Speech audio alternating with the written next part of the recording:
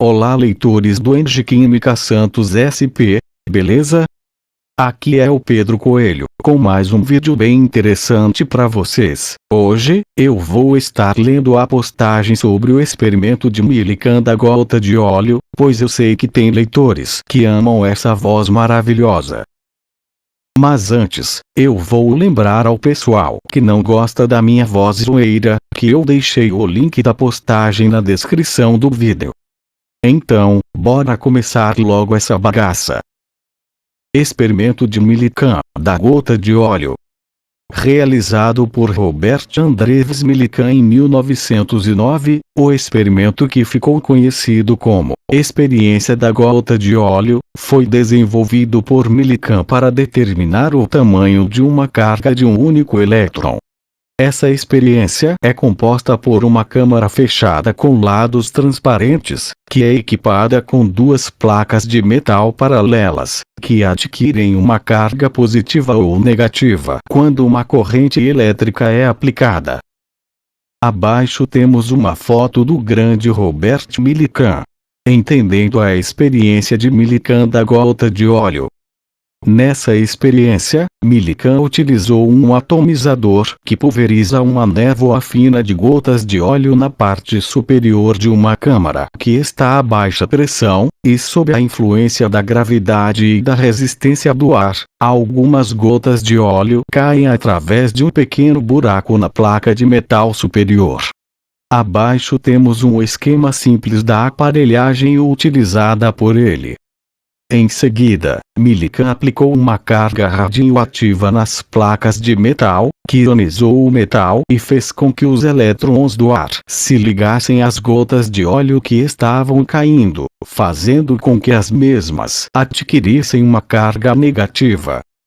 Nesse momento, Millikan, primeiramente, deixou as gotas caírem até elas alcançarem velocidade terminal. Após isso, ele usou uma fonte de luz e a ajustou em um ângulo reto a um microscópio de observação, sendo que nesse momento, as gotas estavam se parecendo com estrelas brilhantes enquanto caíam.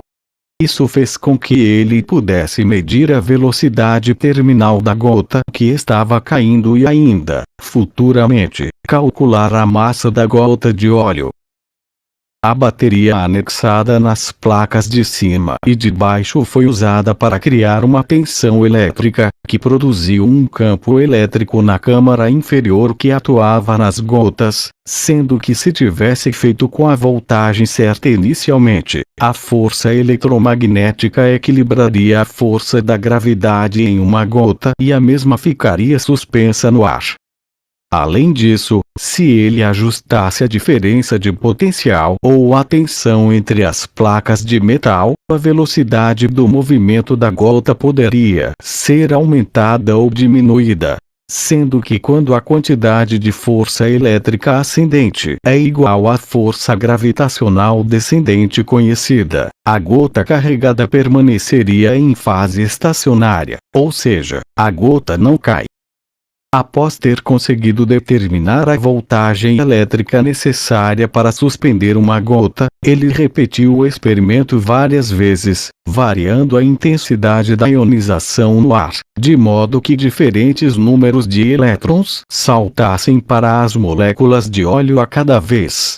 Ele obteve vários valores para a carga elétrica, Q, de cada gota, sendo que a carga, Q, era sempre o múltiplo de um número inteiro que correspondia a cerca de 1,602 vezes 10 elevado a menos 19 coulomb, que basicamente corresponde à própria carga elétrica elementar.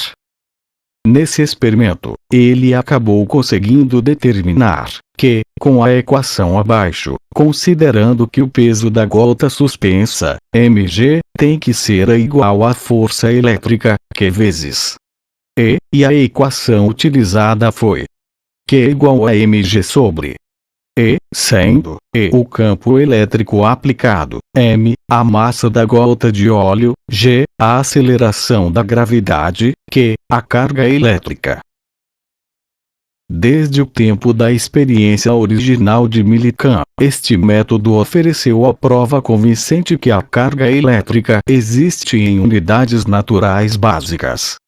Todos os métodos distintos subsequentes de medição da unidade básica de carga elétrica apontam para sua ter o mesmo valor fundamental.